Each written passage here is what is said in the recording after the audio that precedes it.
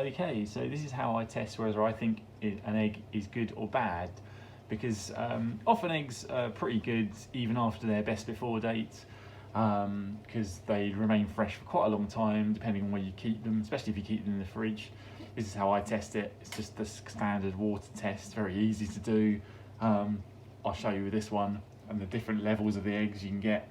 So I've got an egg here from about a week ago, so best before date was a week ago, and the display until date was about 2 weeks ago.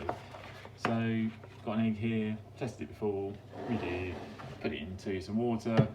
If it sinks and stays at the bottom, then it's all good, I've found.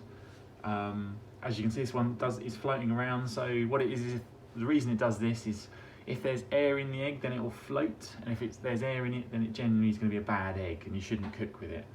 With this one, as you can see, it's sort of rolling around the bottom. It's kind of lifting up a little bit, but it's not rising or anything.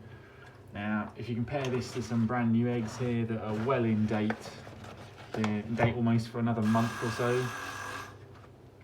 So take this one, it will just, with any luck, just drop to the bottom. And there we go, it's completely different. It's not like rising or anything, but it's a perfectly good egg. So just means that my egg from